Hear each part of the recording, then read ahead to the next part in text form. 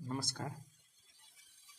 અહીં આપણે જોઈ રહ્યા છીએ ટેટ 2 માટે ધોરણ 6 ગણિત વિષયનો કન્ટેન્ટની અંદર ચેપ્ટર નંબર 1 સંખ્યા પરિચય. તો ધોરણ 6 ના કન્ટેન્ટ ચેપ્ટર નંબર 1 ની અંદરથી કેટલાક પ્રશ્નો કાઢેલા છે. એ પ્રશ્નોના આપણે સોલ્યુશન જોઈએ. પ્રશ્ન નંબર 1 જોઈએ. પહેલા નંબરનો પ્રશ્ન છે, અહીં એક સંખ્યા આપેલી છે, એને આંતરરાષ્ટ્રીય સંખ્યા પદ્ધતિથી કઈ રીતે વંચાય, આને વંચીને બતાવવાનું છે. તો આનો જવાબ થાય 5,843,170. તમને વિકલ્પો આપેલા હશે, એ વિકલ્પમાંથી ગમે તે સાચો એક વિકલ્પ આપણે પસંદ કરવાનો છે. તો આંતરરાષ્ટ્રીય સંખ્યા પદ્ધતિ છે અને બીજી સંખ્યા પદ્ધતિ છે એ ભારતીય સંખ્યા પદ્ધતિ છે. ભારતીય સંખ્યા પદ્ધતિ આપણે જાણીએ છીએ કે ભારતીય સંખ્યા પદ્ધતિમાં એકમ, દશક, સો, પછી અલ્પવિરામ, 1000, 10,000 અલ્પવિરામ, લાખ, 10 લાખ અલ્પવિરામ, કરોડ, 10 કરોડ અલ્પવિરામ, એ રીતે બે ની જોડમાં આવે છે. પછી પરંતુ આંતરરાષ્ટ્રીય સંખ્યા પદ્ધતિની અંદર 3 અંકો પછી અલ્પવિરામ આવે છે. 3 અંક પછી અલ્પવિરામ, પછી 3 અંક પછી અલ્પવિરામ, આ રીતે આવે છે. મિલિયન અને બિલિયન ની અંદર પણ આવે છે. તો અહીં એક આપેલું છે બીજા નંબરનો પ્રશ્ન, તે 1 બિલિયન. 1 બિલિયન એટલે 1 પછી 1 2 3, ત્યારબાદ 1 2 3, આ થયા 1 મિલિયન. અહીં આગળ બિલિયન આપેલું છે એટલે બીજા 3 0 આવશે, બરોબર. તો આ 1 બિલિયન થાય. એને આપણે કેટલા 10 લાખ થાય. તો આ 10 જે છે એને પહેલા 10 લખી દેવાના, ગુણ્યા એ લાખ છે એને લખી દેવાના, લાખ. 1 લાખ આપણે લખી દીધા, આ 1 લાખ લખ્યા. હવે અહીંયા ખાલી જગ્યા પૂરવાની છે, તો એની અંદર 0 ને સરખાઈ જોઈએ. 3 3 6 અને 3 9 0 છે. જ્યારે આ બાજુ જોઈએ 3 4 5 6 0 છે, એટલે 3 0 નથી, એટલે 1 લખી અને બાકીના 3 0 લખવાના. તો આ રીતે તમને સ્વાધ્યાય 1.1 ની અંદર પણ આપેલા છે બીજા ઉદાહરણો, બરોબર છે. તો જોજો.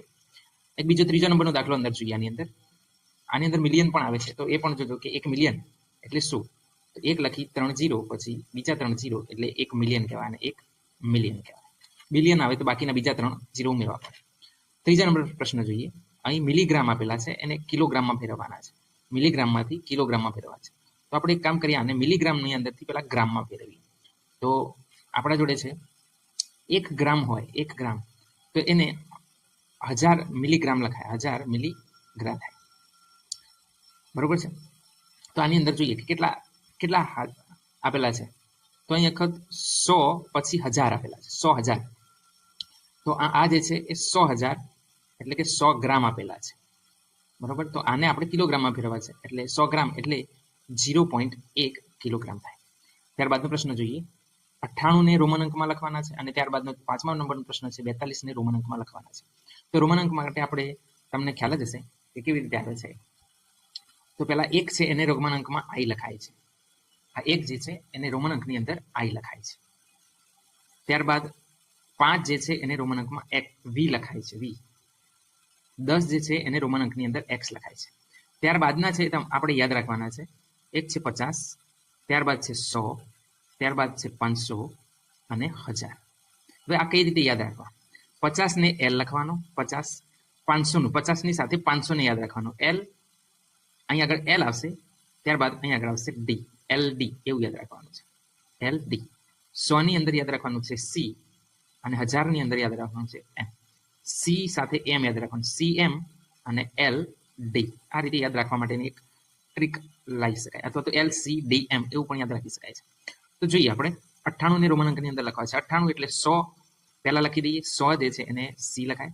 100 માંથી 10 બાદ કરીને 90 લખી દઈએ, એટલે X આગળ લખ્યો એટલે 90. 90 ની અંદર 8 ઉમેરવાના છે, એટલે 5 1 2 3. આ થયું આપણું 98 ને રોમન અંક. એ જ પ્રમાણે અહીં આગળ 42 ને રોમન અંકની અંદર લખવા છે. 42 ને લખવા તો પહેલા તો અહીંયા આના ઉપરથી આપણે 50 લખી દઈએ, તો 50 એટલે L. 50 માંથી 10 કરીએ એટલે 40. 40 માં 2 ઉમેરી દઈએ, 1 અને 2. તો આ રીતે લખાય રોમન અંકની અંદર. ત્યાર પછીનો પ્રશ્ન જોઈએ, 6થા નંબરની અંદર પ્રશ્ન.